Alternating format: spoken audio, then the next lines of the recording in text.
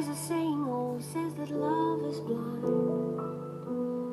Still we're often told, seek and ye shall find. 여러분 안녕하십니까? 꼬집기 도사의 So 유학 I'm 이야기 going to seek a certain lad I've had. 40번째 시작하겠습니다. Looking everywhere, haven't found him yet.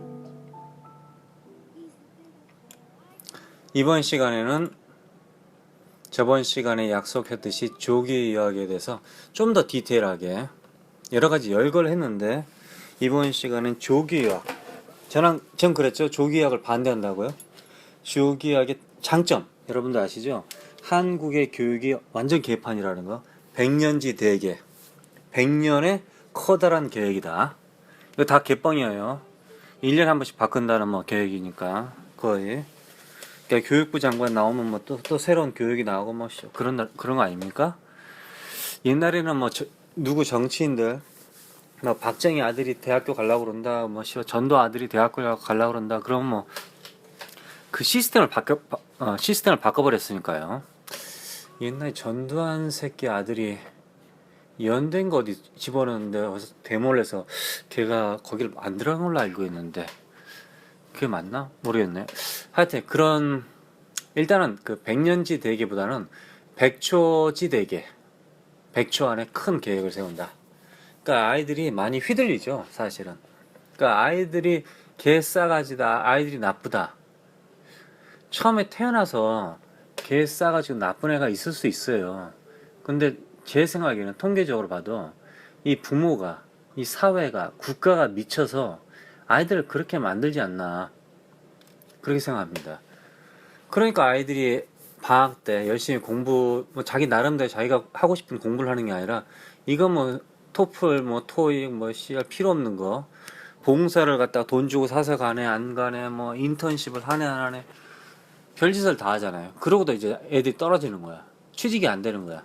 그러니까 정치인 새끼들은 뭐 헝그리 정신이 없다는 둥 뭐 개소리를 하고 있지. 그런 거 아닙니까? 뭐 고생을 해야 된다는 둥 뭐 그런 개소리를 하잖아요.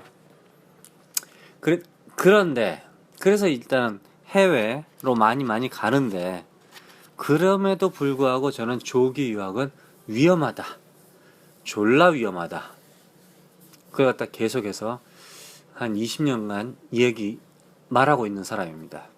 개인적으로. 근데 요즘 하도 유튜브도 있고 뭐 여러 가지 그 채널이 있어가지고 제가 이렇게 이제 녹음을 해서 여러분들하고 같이 이제 아이들을 공유해 보려고 하는 시대가 온 거지, 한마디로. 근데 옛날에는 개인적으로 많이 얘기했어요. 조기 유학에 대해서 다 반대를 했어요. 어렸을 때 사실 조기 유학이란 말, 기러기 아빠란 말은 그렇게 오래된 말은 아닌데요. 한 20년 전에도 사실은 조기 유학 같은 형태의 유학이 있었어요. 이제 예를 들자면 교포가 아니라 그 주재원들 있죠.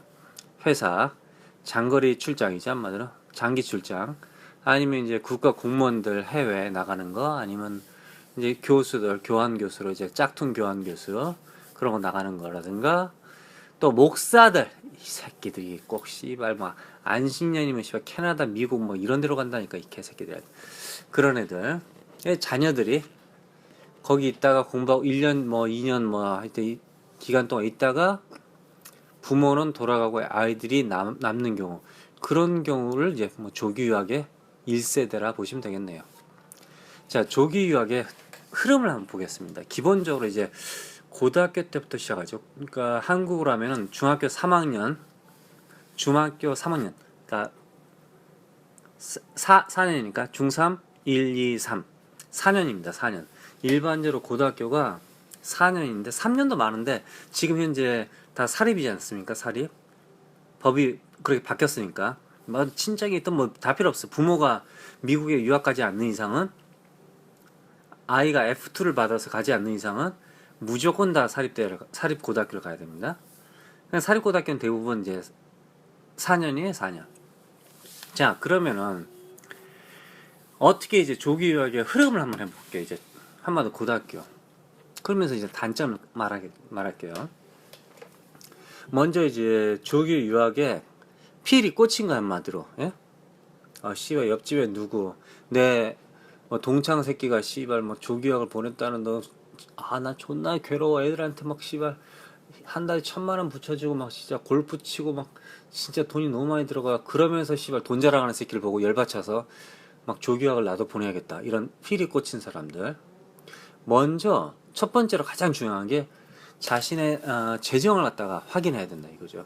경제적으로 내가 현재 달달이 얼마를 수입을 세금 내고 얼마를 벌고 있고, 그 다음에 내가 이제 빚이 있는지 없는지 확인하시고, 그러니까 현찰이 지금 달달이 매달 매월 얼마씩 들어오는지, 그리고 내가 어떤 아이를 보냈단 말이지. 아이가 둘이야 아니면 셋이야 아니면 아이가 하나야.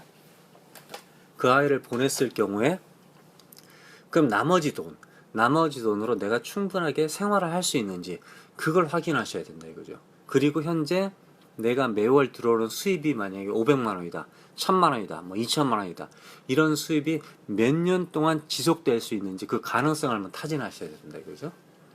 그리고 그 가능성 더하기 내가 실제로 이 회사에서 내가 이 사업에서 사업을 그만뒀을 경우에, 이제 건강상으로, 이제 부도가 아니라 뭐 무슨 이유로 건강상으로 그만뒀을 경우에, 그럴 경우에 아이를 불러들여야 될 것인지 아니면은 아니다, 내가 저축한 돈이 있기 때문에 괜찮다, 뭐 이런 식으로 그런 아주 디테일을 갖다 잘 생각하셔야 된다 이거죠. 경제적인 면을 잘 따져야 돼요. 그냥 단순하게 저 새끼가 보니까 나도 보내겠다는데, 제가 확실하게 장담하지만 부모님, 엄마 아빠가 계신 상태에서 이제 아이를 보냈다, 아이를 혼자, 뭐 당연히 기숙사 생활, 아니면 엄마랑 같이 보냈다, 그러면 이제 아빠 혼자 살죠. 하여튼 어떻게 되든 뭐 엄마랑 아이가 같이 가는 건 돈이 더 많이 들죠 당연히, 엄마 분이 있으니까. 근데 만약에 그럴 경우에는 1억 이상이 날라간다 생각하시면 되는 거예요. 1억. 하여튼 두당 1억이에요. 두당 1억으로 생각하세요. 그러면은 내가 1억을, 이건 이제 세금 빼고 하는 거예요. 1억을 내면은 내가 남은 돈이 얼마가 있느냐 이거지. 그 돈으로 내가 한국에서 자동차를 탄다든가, 뭐 지금 현재 살고 있는 아파트에 세금도 내야 되고, 만약 월세면 월세, 전세면 전세, 뭐 하여튼 그런 걸 해야 되고, 전화요금 다 해야 되는데 그게 가능한지 그걸 자세히 확인하셔야 된다 이거죠. 그냥 어정쩡하게 내가 1억 정도 연봉, 세금 빼고 연봉이 1억이다, 괜찮죠 우리나라에서. 그걸로는 절대 안 돼요. 그럼 세금 포함해서 1억이다, 세금을 빼기 전에 연봉이 1억이다, 이거는 망하는 거야 한마디로. 그런데 내가 현찰로 은행에 20억 있다, 뭐 30억 있다, 이거는 그 연봉 신경 안 써도 되겠죠. 근데 내가 현찰은 없는데, 그렇게 많지 않은데 아파트가 2채가 있다, 그래서 이 아파트를 팔겠다. 그럼 지금 당장 파세요. 그러니까 결론은 그 아파트의 값어치가 지금 10억이야. 예? 1년 후에 5억이 될 수 있잖아요. 2년 후에 1억이 될 수 있고, 1년 후에 20억으로 뛸 수도 있죠. 그럼 모르는 거죠. 그러니까 지금 현재 값어치가 얼마냐 이거지. 그러니까 현재 값어치를 생각하시고 그냥 팔아. 그리고 현찰로 하시라 이거지. 그걸로 유학을, 내가 아이의 유학을 완전 보내겠다 그러면 그걸로 준비하시라 이거지. 미래에 발생할 이익 있잖아요. 미래에 발생할 수익을 갖다 계산하지 말라 이거야 지금 당장 얼마를 버냐 이거지 한마디로. 지금 당장 이 아파트, 이 건물의 값어치가 어느 정도 되냐 이거죠. 예? 아시겠죠? 그렇지 않으면 큰일 납니다. 망합니다. 자, 그리고 이제 아이의 상태를 확인한다. 이 새끼가 이제 똑똑하다, 공부를 열심히 한다, 항상 공부하는 애다, 그럼 너무 걱정하지 않아도 되겠죠? 근데 이 애가 좀 항상 공부를 안 하는 아이다, 한국에서 문제야. 씨발, 얘 문제 쪽팔려가지고 내가 내 아들, 내 딸이라고 말할 수도 없어. 그냥 외국에 보내면 좀 얘가 좀 공부를 잘하지 않을까, 나아지지 않을까, 엄마하고 아빠에게서 떨어져서 살다 보면 독립적으로 한 인간이 되지 않을까, 독립성을 키우고 창의력도 나오고 막 그러지 않을까, 이런 생각으로 보낸다. 이거는 말도 안 되는 소리예요. 깨진 바가지가 갑자기, 제가 그랬잖아요, 깨진 바가지가 막 튼튼한 싱크대가 되고 막 그런 게 아니라니까. 그러니까 아이가 개판이다, 그럴 경우에는 아이가 혹시 엄마하고 아빠하고 떨어져 샀을 경우에 독립적으로 애가 상당히 이제 뭐 근면하게 아침에 일찍 일어나고 지가 스스로 모든 걸 할 것이다 생각하는데, 근데 그건 조건이죠. 결론은 경제적으로도 독립을 해야 되죠. 그렇잖아요. 외국 사람들은 이러잖아요. 그 18살 고등학교 졸업하고 아이들이 일반적으로 이제 부모들이 너 언제 집 나가냐? 언제 집 나가냐? 이렇게 물어봐요, 사실은. 너 뭐 할 거니? 대체로. 당연히 엄마 아빠 집에 있어도 되지만은 기본적으로 애들이 집을 나가는 거를 당연하게 생각해요. 그러니까 아이들이 부모님하고 살아, 지금. 예? 그럴 경우에 아이들이 쪽팔려 한다 이거지. 쪽팔려 한다 이거지, 한마디로. 예? 창피한 거 한마디로. 저 새끼는 부모의 빈대부터 산다. 부모의 등에 등골에 그냥 빨대를 딱 꽂아가지고 쭉쭉 빨아먹고 있다. 이런 이미지가 있어서 상당히 이걸 싫어하죠. 그러니까 결론은 그 애가 독립적인 인간이 될 수가 없어요. 독립만세를 할 수가 없어. 왜? 엄마 아빠가 돈을 붙여주니까. 그러니까 부모님들이 얘가 좀 외국에 나가면 잘하지 않을까 이런 기대를 하지 말라 이거죠. 그러니까 결론은 한국에서 이 애가 원래부터 스스로 뭔가를 하고 좀 착하고 약간 좀 국영수를 못하더라도 뭔가 일단은 착했느냐 이거지, 한마디로. 개싸가지가 아니었느냐, 그걸 확인하시다 이거죠. 대체로 제가 아이들이 성공할 가능성이 있는 경우는 뭐냐면요, 뭔가를 스스로 집중해서 하는 아이들. 그러니까 학원 존나 다니고 뭐 엄마한테 뭐 해달라고 그러고 뭐 아빠한테 뭐 해달라고 그러고 존나 요구사항이 많은 애들 있잖아요. 그런 애들 말고 그냥 스스로 그냥 뭔가를 하는 애들 있잖아요. 뭐 일반적인 아이들하고 똑같은데 일단 특이하게 좀 스스로 하는 애들. 뭐 아이들이 당연히 아침에 일찍 잘 안 일어나고 뭐 약속도 좀 어기고 책임감도 좀 없고 그렇지만 그 와중에 그 애가 학교에서 문제 안 일으키고 사회에서 문제 안 일으키고, 그래 자기 스스로 학원도 안 다니는데도 스스로 뭔가를 하는 애들 있잖아요. 그런 애들은 성공할 가능성이 있다 이거죠, 한마디로. 예? 그런데 이 새끼가 맨날 학원에냐 뭐 씨발 돈으로 처발르는 새끼인데 말이야. 그럴 경우에는 불가능하다 이거죠, 한마디로. 그러니까 결론은 이제 가가지고 성적이 문제가 아니라 졸업장 어떻게 겨우겨우 따가지고 졸업장으로 승부욕을 보는 거지, 한마디로. 그래서 엄마 아빠 또 이용해서 취직하는 거지. 뭐 그러면 뭐 그건 여러분들이 알아서 하시고 반대한다 이거지. 그래서 자, 입학이 언제예요? 9월달이죠. 9월달. 8월 말 아니면 9월달이라는 거예요. 그러면 원서 마감 어디입니까? 원서 마감은 올해 이제 9월달이죠.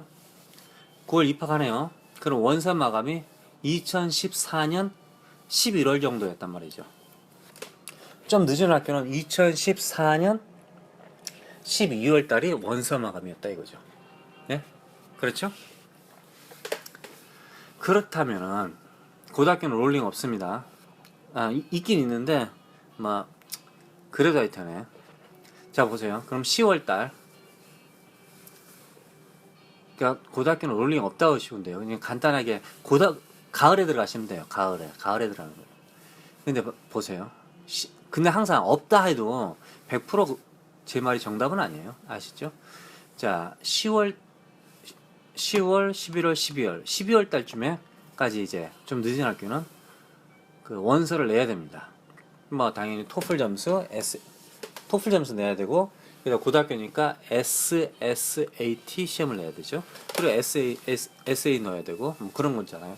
그럼 이제 합격은 3월 말이나 4월 달에 발표를 하죠. 그럼 이제 4, 5, 6, 7, 8 5개월 동안 이제 합격할 준비를 하는 거죠. 한마디로 합격했으면은. 근데 이제 먼저 그러니까 입학을 9월에 한다면 처음 준비 시간은 언제 하느냐? 시작을 2년 전부터 해야 돼요. 2년 전부터. 그럼 이제 2015년 9월이에요. 그럼 2013년 9월부터 벌써 여러분 준비하셨어야 돼. 예? 그러니까 내가 지금 우리 아이가 조기 유학을 합격을 했어요. 지금 고등학교를. 지금 미국 갑니다.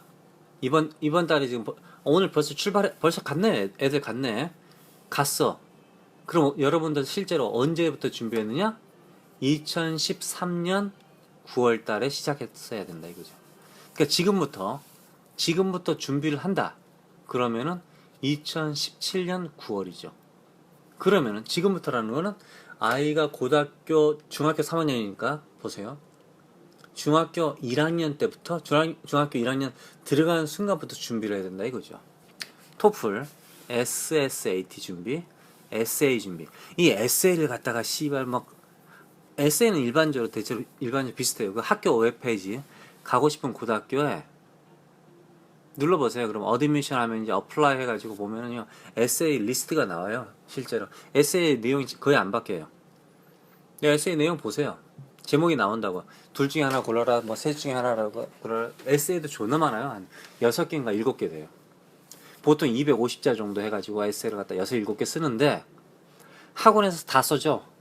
거의 대부분 강남의 이 무식한 부모들이 응? 지들이 뭐 하는지도 모르고 학원 가가지고 한국말로 말하고 씨발 학원에서 써주고 그래요. 근데 중요한 게 학원에서 그런 애들이 너무 많으니까 씨발 다 폼이 나왔어 벌써. 그런 폼이 나왔다 이거예요. 저 뭐 쓸까? 그러면 애들 다 뻔한 거 아니야? 그냥 그러니까 폼이 나와서 그런 식으로 써요. 학원마다 우리 학원에서는 이제 어느 학교 A 학교 10명, B 학교 10명 이런 식으로 지원을 하잖아. 아니면 뭐 이제 당연히 더블 5, 6개 지원하잖아요. 근데 애들이 이제 지원할 때 겹치지 않으라고 막 씨발 여러 개 이제 폼을 가지고 있는 거죠. 근데 학원이 몇 개가 있어요, 한국에. 존나 많잖아요, 한마디로. 그러다 보니까 미국의 고등학교에서 딱 보고 씨발 이거 뭐 에세이 점수는 빵점에 싹 다. 자신이 안 썼다, 빵점. 그걸 어떻게 하느냐? 그럼 씨발 에세이를 보고 어떻게 하느냐? 우리 어른들이 여러분들 그 한국말 잘하시죠? 한국말 잘하는 사람이 초등학교라든가 중학교 애들이 글을 쓰라 그래. 글을 써왔어 중학교 애가. 내가 글을 읽어보는 거야. 그 중학교에 에세이를 갖다가 5, 6개를 이제 써왔어. 5개. 주제가 5, 6개. 제가 읽었어요. 그럼 어른인 내가 중학교에 에세이를 갖다가 못 알아보겠어요? 금방 이해하죠. 중학생인데. 당연하죠. 그럼 이제 어른들이 써줬는지 안 썼는지 그럼 모르겠어요? 그 당연히 하는 거죠. 그 문장 하나하나에 안에서도 얘는 좀 내용이 이상한데? 이건 레벨이 좀 좋은데? 이거 상당히 지적인데? 이런 정보를 이런 생각을 어떻게 했을까, 얘가? 이렇게 되는 거야, 한마디로. 근데 그게 다 똑같아. 그럼 얘가 썼을 수도 있죠. 아니면 한 사람이 누가 써줬을 수도 있죠. 근데 이게 학원에서 에세이를 써달라 하면 그거 한 사람이 써줍니까? 막 섞죠. 그러다 보니까 레벨이 막 천차만별이 한마디로 그러다 보니까 금방 걸린다 이거죠. 그러면 에세이에서 점수를 따야 되는데 거의 포인트가 날아가 버리는 거야 한마디로. SAT랑 비슷한 시험인데 거기서 이제 거의 만점 받는다. 막 학원에서 막 돈지랄 해가지고 막 정답을 찢는 방법을 해서 했다. 토플도 어떻게 해서 막 존나 점수가 잘 나왔다. 아예 주니어 토플도 있어요, 뭐 사실. 그것도 점수가 존나 잘 나왔다. 그럴 수 있잖아요. 근데 이렇게 딱 보니까 잘 나왔는데 씨발 에세이가 이상하다. 에세이 레벨하고 막 맞지가 않는다. 금방 걸린다 이거죠. 그래서 이것도 에세이도 미리 학원이든 말든 자기가 스스로 쓰든 학원에 쓰든 누가 써주든 2년 전부터 준비해야 돼요. 그러나 먼저 아이가 해야 돼요. 기본적인 가닥은 아이가 잡아야지 어른이 하면은요 그거 걸린다 이거지 한마디로. 그래서 준비 과정이 존나 시간을 투자 많이 해야 된다 이거죠. 그렇지 않을 경우에는 미국 학교에 가서 월반을 못하는 학교를 못 가는 거야. 더 1학년에서 2학년 못 올라가는 거야. 그러다 보면 미국의 고등학교는 다 대학교 시스템이잖아요. 학점제잖아. 그러니까 학점을 못 단다. 그럼 못 올라가는 거야. 그럼 1학년 또 1학년 2학년 이렇게 되는 거예요. 그러면 4년짜리 고등학교를 갔다가 뭐 6년에 졸업하고 막 이러는 거지 애들이. 그런 애들 무지장 많습니다. 아시겠습니까? 당연히 중간에 잘린 새끼들도 너무 많고요. 당연히. 그 다음에 이제 어느 지역으로 갈 것인지. 예? 뭐 예를 들면 이제 고등학교를 졸업했어. 여러분들이 고등학교를 참 여러분들 지금 무식하고 유학원들이 너무 무식한 것들이 많아가지고 유학원 중에서도 똑똑한 괜찮은 데도 있는데 사실 여러분들 잘 몰라요. 무식한 애들이 많아가지고 보세요.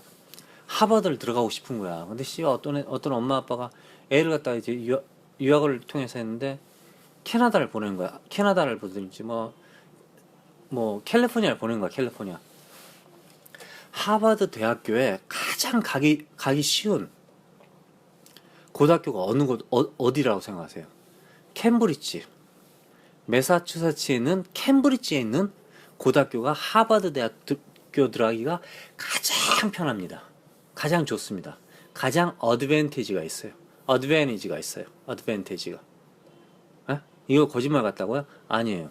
미국은 모든 학교는 다 똑같아요.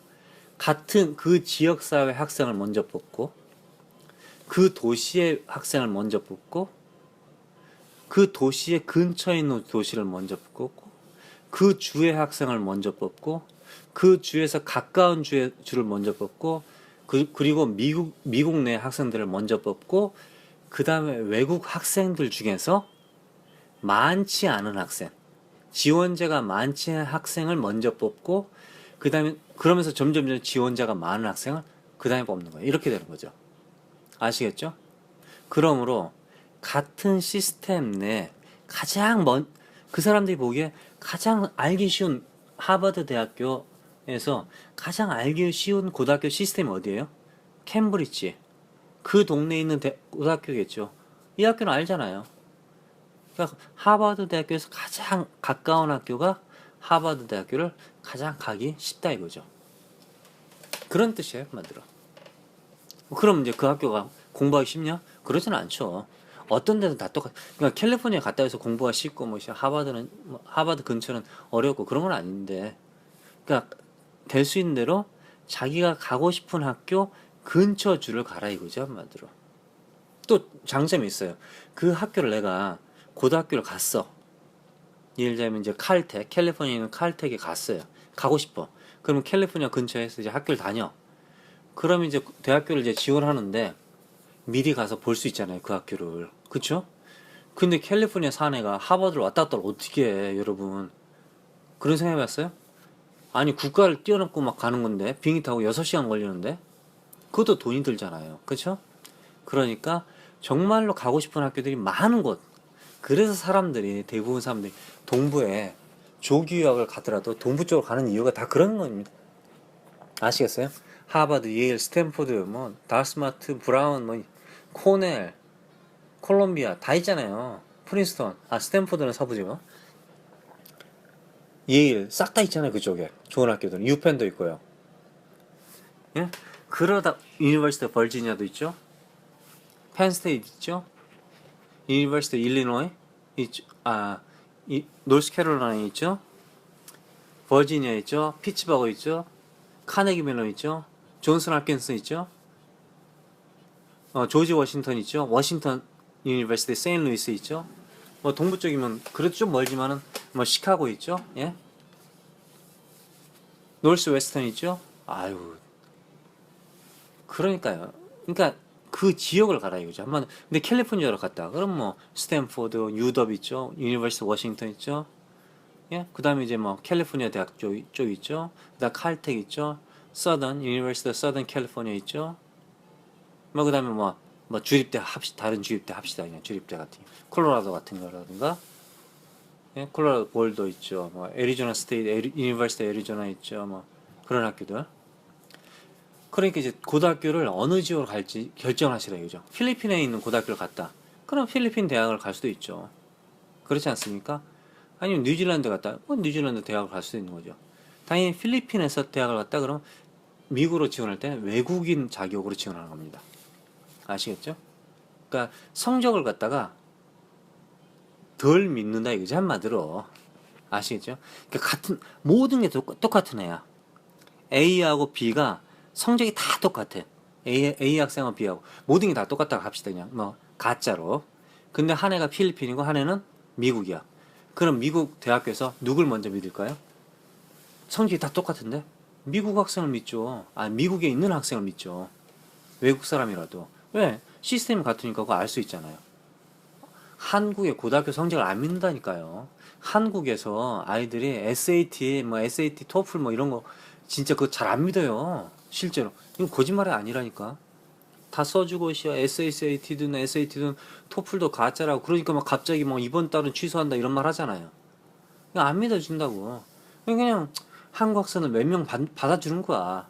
그럼 어떻게 우리 아이가 그 어마무시한 고등학교로 들어갔나? 그러니까 결론은 뭐 만점 받은 애들이지 한마디로. 그러니까 그 애를 갖다가 SAT라든가 뭐 무슨 뭐 토플 만점을 받았다 해서 그 애를 갖다 똑똑하구나 그래서 걔를 받아준 게 아니라 돈 있는지 확인하고 그다음 순서대로 받아준 거야 한마디로 결론은 그렇게 된 거라 이거죠. 그러니까 여러분의 자녀가 떨어졌다 무식해서 떨어진 게 아니라 그냥 뭐 돈을 덜 투자한 거지 한마디로. 예, 아시겠죠? 그러니까 지역을 갖다가 잘 결정해야지. 그렇지 않을게. 그리고 이제 미국에 고등학교를 갔어. 근데 영국으로 막 대학교를 가? 독일로? 아, 그럼 처음부터 독일로 가야죠. 여러분들 독일은 대학교가 공짜인 건 아시죠? 유럽의 많은 대학교가 외국 학생인데 다 필요 없어요. 학비가 공짜예요. 그러니까 저 같으면 왜 독일로 가겠어요, 독일로. 지금부터 독일로 공부를 하는 거지. 자, 이제 그리고 이제 데드라인을 확인하시고 이제 서류를 뭘 하는지 준비를 하셔야 되죠. 그러니까 항상 가짜로 A4 용지에다가 서류를 만들어서 가짜로 만들어서 봉투에 넣고 준비를 하는 거 한번 연습을 하세요. 연습을 부모들이 아이들하고 같이. 예? 그냥 단순하게 학원을 막 당연히 이제 에이전트에서 유학원에서 해주긴 하겠지만 여러분들 돈 막 하잖아요. 근데 고등학교 조기유학원 고등학교는 고등학교 입학이 전에 인터뷰가 있어요. 인터뷰를 스카이프로 할지 아니면은 직접 가야 될지 그런 게 있는데 좀 유명한 그 고등학교는요 스카이프를 안 받아줘요. 스카이프를 안 받아줍니다. 그럼 부모 엄마든지 아빠들한테 하고 아이하고 같이 그 학교를 비행기 타고 가야 됩니다. 스케줄을 만들어서 언제 몇 시에 내가 스케줄을 하겠다 이제 미팅을 하겠다 인터뷰를 하겠다. 인터뷰도 중요한 거니까요. 거기서 이제 걸리는 거죠. 그 아이가 실제로 에세이를 지가 썼는지 안 썼는지 걸리는 겁니다. 한마디로. 아시겠죠?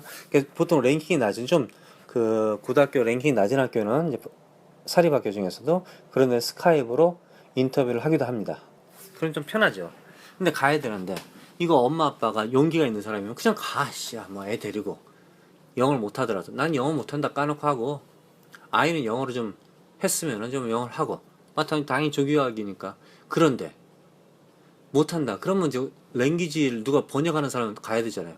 원서 넣어주고 뭐 유학원에서. 건당 얼마인지 아세요? 300만 원이 넘어 그게 건당. 학교 건당 보통 10개 뭐 이렇게 지원해요 애들이. 3천만 원이에요. 무슨 말인지 아시겠죠? 여러분 장난 아니라니까.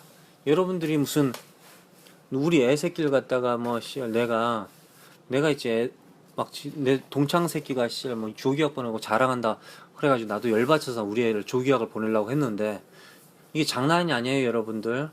조기학은 돈이 그렇게 많이 드는 겁니다. 비행표 얼마예요? 요즘 많이 싸졌더라고. 150만 원.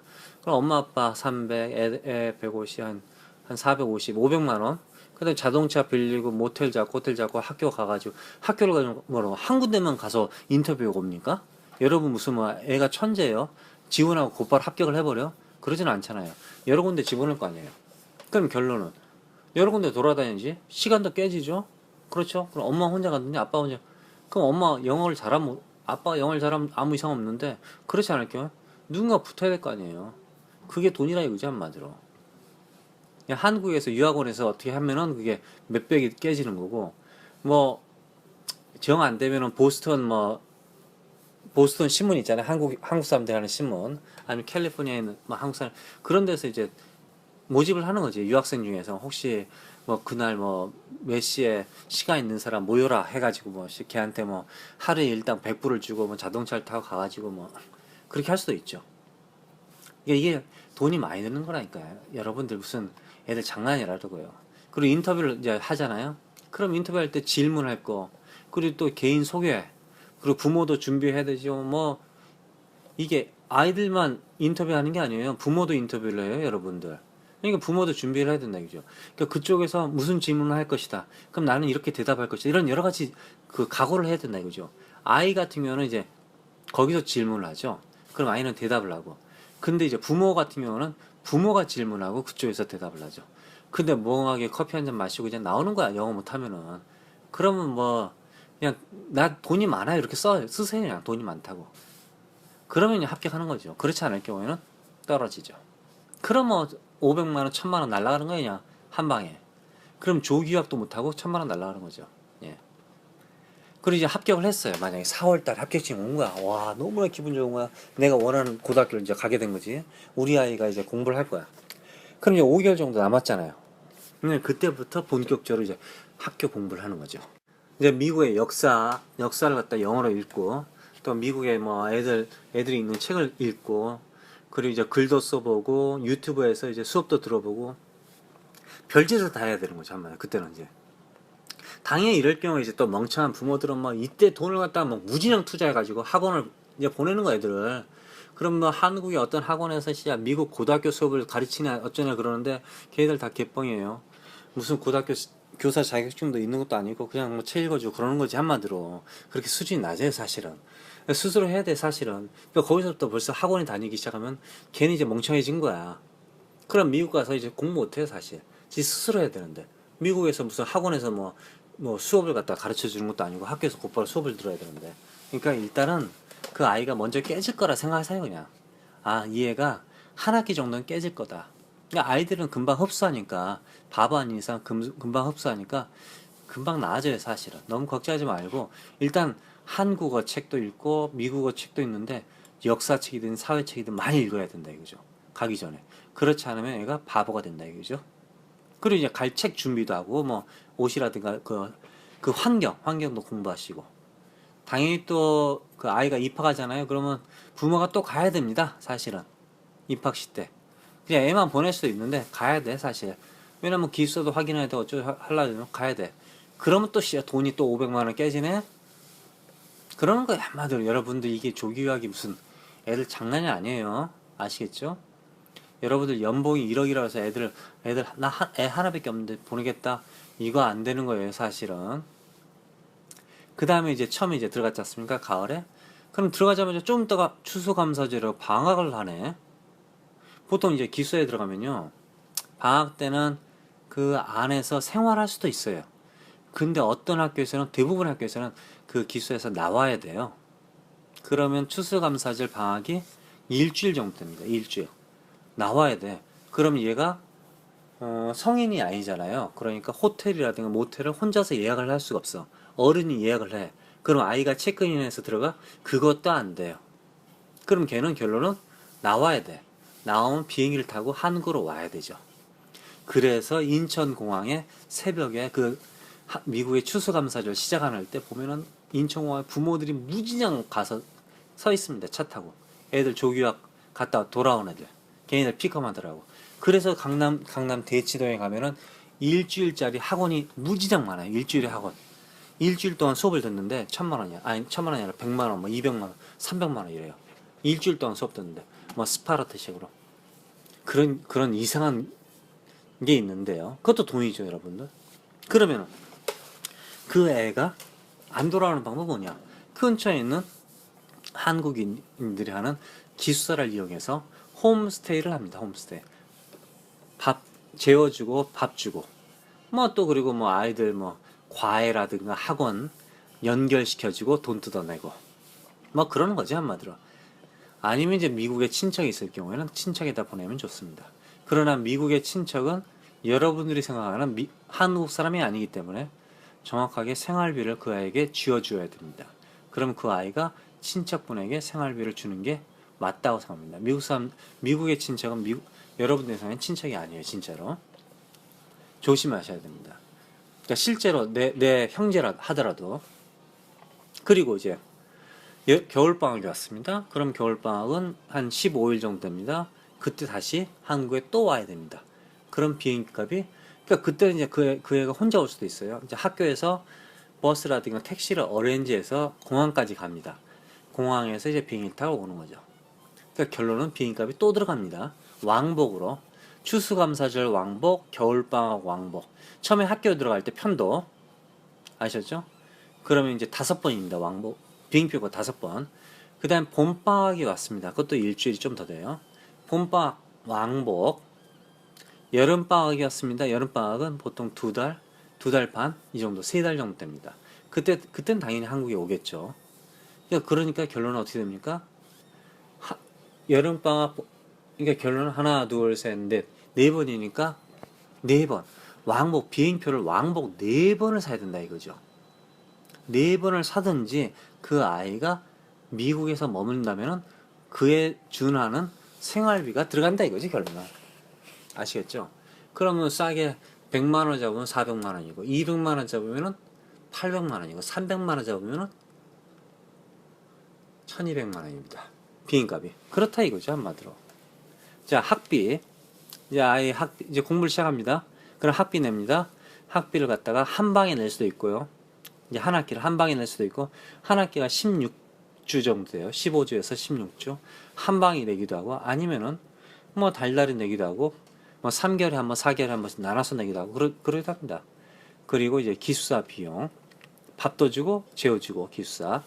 여러분 기숙사 비용에는 이제 빨래라든가 이렇게 개인적인 거는 들어가지 않습니다. 그러니까 전화요금이라든가 보험, 책값, 용돈, 빨래, 인터넷 뭐 이런 거는 인터넷에서 와이파이는 공짜긴 공짜예요 사실. 그러니까 그런 건 괜찮은데 뭐 컴퓨터도 자기가 개인적으로 사야 될 것이고 당연히 PC방이 있긴 있는데요. 컴퓨터 사용하는 것이 몇 시까지만 되고 이제 밤에는 안 됩니다. 그러니까 결론은 컴퓨터도 사가져야 되고 그리고 이제 학교 수업을 듣습니다. 듣면 이제 재료 비용 같은 경우는 개인적으로 자기가 사야 되고 아이니까 이건 이게 장난 아닌 게 생각했어요. 이 재료를 학교 매점에서 사야 되거든요. 학교 매점이 존나 비싸요. 근데 아이들이 학교 밖을 못 나가. 왜 못 나가요? 월마트를 가면 좋은데 버스 타고 가야 되잖아. 위험할 수도 있잖아요. 월마트가 바로 옆일 수 없잖아요. 그럼 학교 선생님이 만약에 태워다 주면 좋은데 그렇지 못할 경우에는 애들하고 단체로 간다. 누구랑 갈 수 있죠. 거기서 차를 가지고 있는 애가 있어요. 이제 기숙사에 살지 않고 이제 바깥에 사는 애들. 그런 애들이 차를 태워가지고 월마트 가서 갔다 오면 운이 좋은데 그렇지 않을 경우에는 학교 내에서 학용품을 살 경우에는 존나 비쌉니다. 그러므로 가기 전에 노트라든가 지우개라든가 연필 같은 거는 사가는 것이 좋습니다. 그 다음에 이제 수업 중에 필드 출입. 우리 그런 거 있잖아요. 그 수학여행은 아니고 뭐 박물관이라든가 이런 데 구경 가는 거 있죠.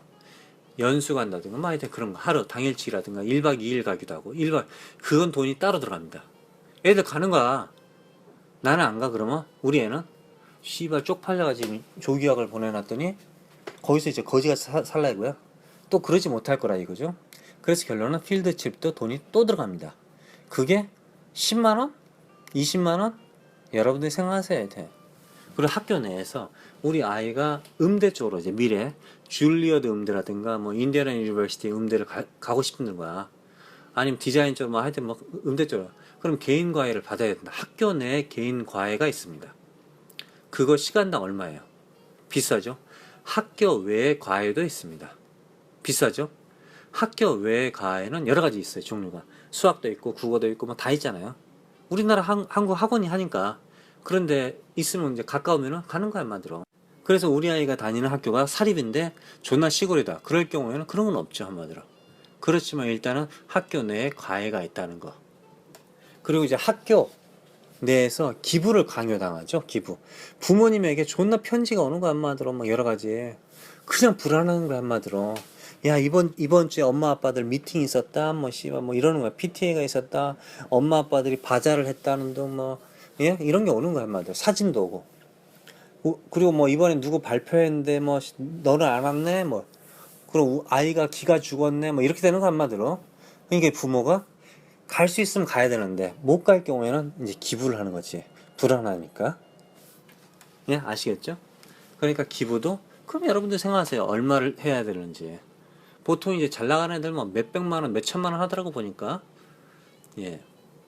그러니까 비행 이렇게 해서 돈이 들어간다 이거지 한마디로. 그리고 나서 졸업하기 1년 전에 지원을 합니다. 그렇죠? 졸업하기 1년 전에 지원을 합니다.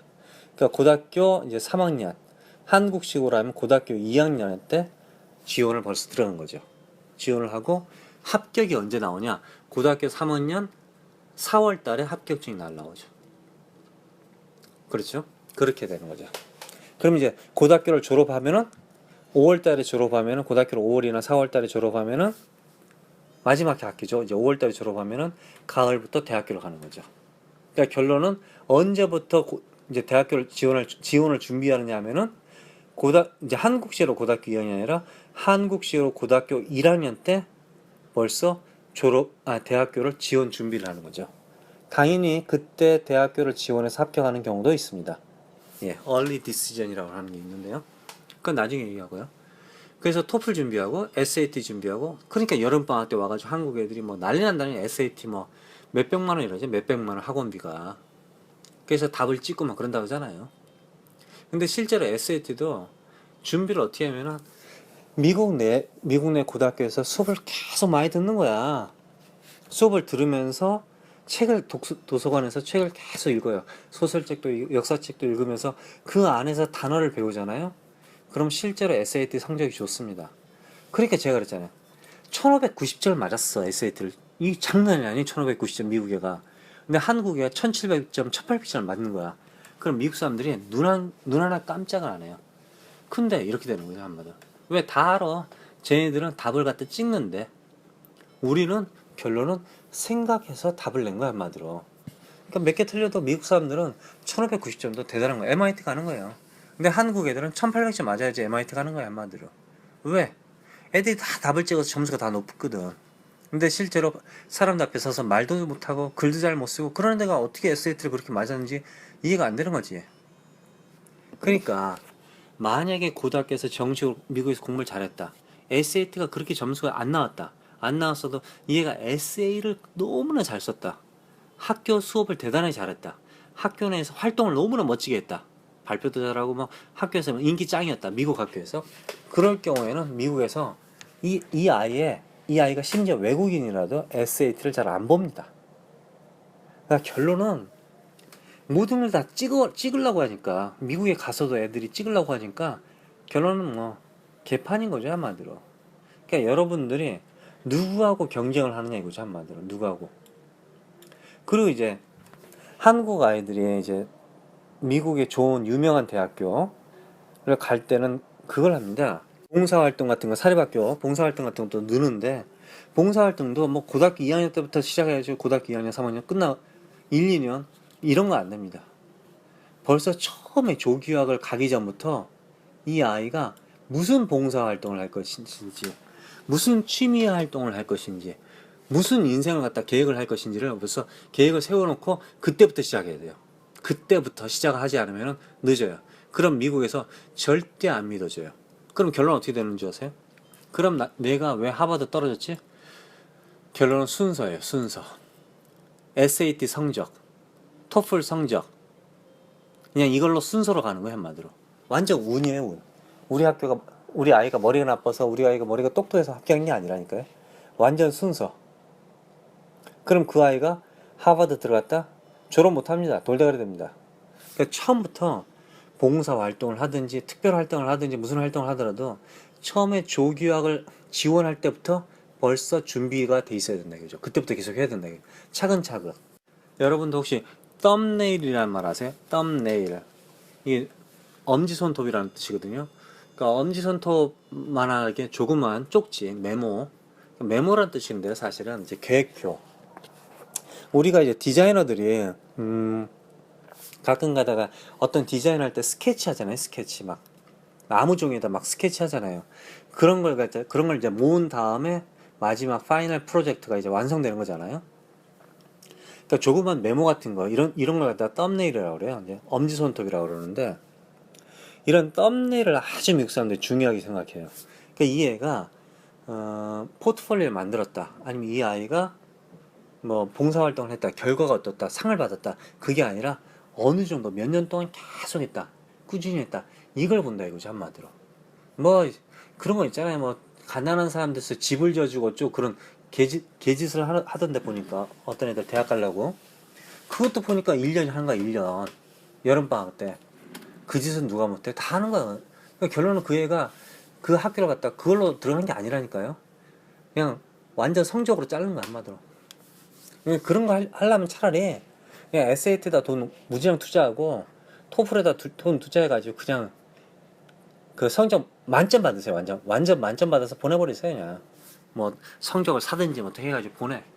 그렇게 해서 들어가는 게 더 편합니다, 사실. 돈도 적게 들고. 에세이는 그냥 에이전트에다 써달라고 그래요. 심지어 고등학교를 졸업했는데 에세이를 써달라는 새끼들도 있어요, 실제로. 예? 미국에서 고등학교를 졸업했는데도 에세이를 갖다 써서 누가 첨삭을 해가지고 들고 가는 애들 있다니까요. 그건 완전 황당한 거예요. 그런 애들은 미국에서 대학교 정말 졸업 못 한다니까요.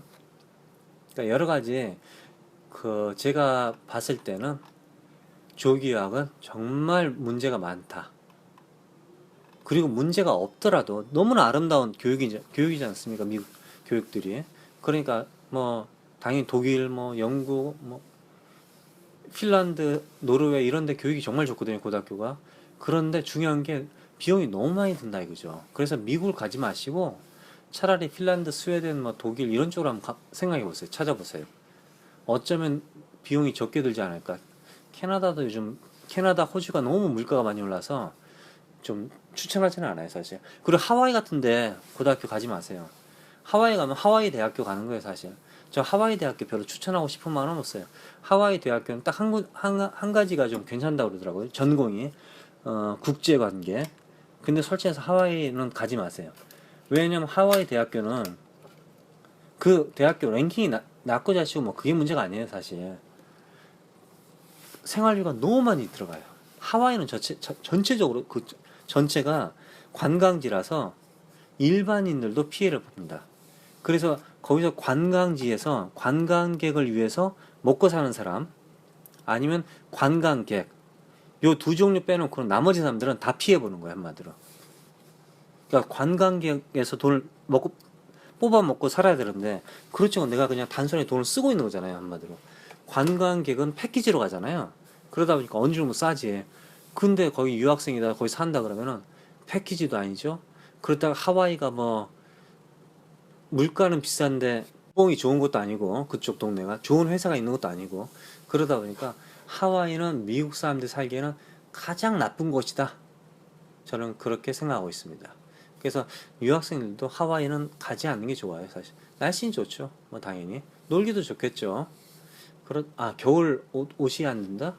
그래도 안 가는 게 좋을 것 같아요, 제 생각에는.